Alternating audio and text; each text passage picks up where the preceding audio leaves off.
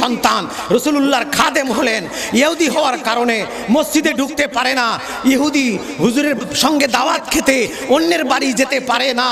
ইহুদির ছেলে ইহুদি, কিন্তু রাসূলুল্লাহ ভালোবাসে, হুজুরের চেহারার দিকে শুধু তাকায় থাকে ফেল ফেল করে, আর একটা খেদমত শুধু সে করে, কোনো খেদমত আর সে পারে না, কেউ তাকে খেদমত করতে দেয় না, একটা খেদমত শুধু সে করে। সেই খেদমতটা হলো আল্লাহর নবী যখন মসজিদের ভিতরে ঢুকে যায়, দৌড়াইয়া যাইয়া রাসূলুল্লাহর কদমের তলা থেকে জুতা দুইটা নিয়া জুতার সুতলা বুকে লাগায় রাখে, জুতার সুতলা দুইটা বুকে লাগায় দাঁড়ায় থাকে। রাসূলুল্লাহ যখন মসজিদ থেকে বের হয়, সঙ্গে সঙ্গে জুতা দুইটা রাসূলুল্লাহর পায়ের তলায় দেয়। আবার রাসূলুল্লাহ আরেকজনের বাড়িতে দাওয়াত খেতে যায়, ওই ছেলে পিছনে পিছনে যায়, রাসূলুল্লাহ যেই ঢুকে পড়ে জুতা দুইটা নিয়ে বুকের মধ্যে লাগায় রাখে।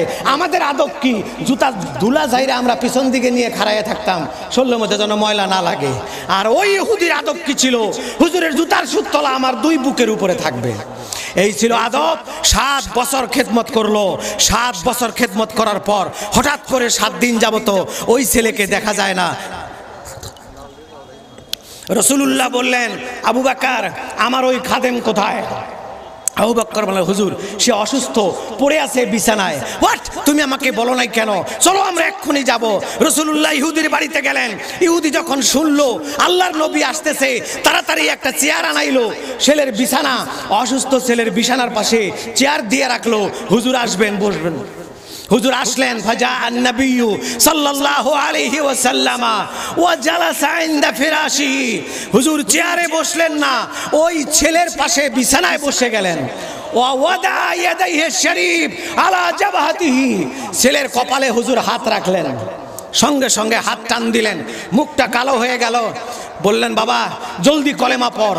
অথচ ওই ছেলে 7 বছর হুজুরের সাথে ছিল, খেদমত করেছে, সাহাবীরা কত কিছু বলেছে, কিন্তু একদিনের জন্য রাসূলুল্লাহ বলে নাই, বাবা তুই কলেমা পড়, তুই আমার খাদেম, তুই যদি কলেমা না পড়িস তাহলে তো আমি লজ্জিত। বাবা, একজন পীরের সঙ্গে একজন মুরিদ যদি 7 দিন খেদমত করে, পীর সাহেব বলে, বাবা তুই নামাজ পড়, বাবা তুই দাড়ি রাখ, মানুষে কি বলবে?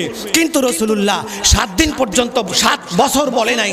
কিন্তু যখন আজকে ওই ইহুদি ছেলে কপালে হাত রাখলো, হাত টান দিয়ে নিয়ে বলে, বাবা তাড়াতাড়ি কলেমা পড়, তাড়াতাড়ি কলেমা পড়। ছেলে বাবার দিক তাকাইলো, বাবি মিনান নার, আমি আল্লাহর দরবারে শুকরিয়া আদায় করছি, আমি মুহাম্মাদের ওসিলায় এই ছেলেটা জান্নাতি হয়ে মারা গেল, জাহান্নাম থেকে মাপ পাইলো।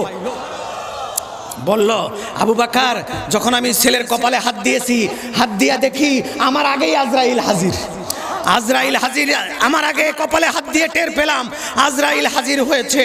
আমি তখন আল্লাহর কাছে চিৎকার করে বললাম, ও খোদা, কলিজা ফাটাইয়া বলছে, ও খোদা, যেই ছেলে 7 দিন পর্যন্ত 7 বছর পর্যন্ত আমার জুতা বুকে টানলো, সেই ছেলে যদি চির জাহান্নামী হয়ে মারা যায়, আমি মুহাম্মদ সহ্য করতে পারবো না। আল্লাহ তাআলা আজরাইলকে বলে দিলেন, আজরাইল খবরদার আমার নবীর সাথে বেয়াদবি করবি না, যতক্ষণ পর্যন্ত ওই ছেলে কলেমা না পড়ে ততক্ষণ তার গায়ে হাত দিবি না। ছেলে কলেমা পড়লো, ছেলের জীবন চলে গেল। রাসূলুল্লাহ হেসে বললেন, জান্নাতি হয়ে গেল। ভাই জানেরা আমার, ইহুদি হওয়ার পরেও রাসূলুল্লাহকে ভালোবাসার কারণে মৌতের আগে ঈমান নিয়ে মরার সুযোগ হয়েছে।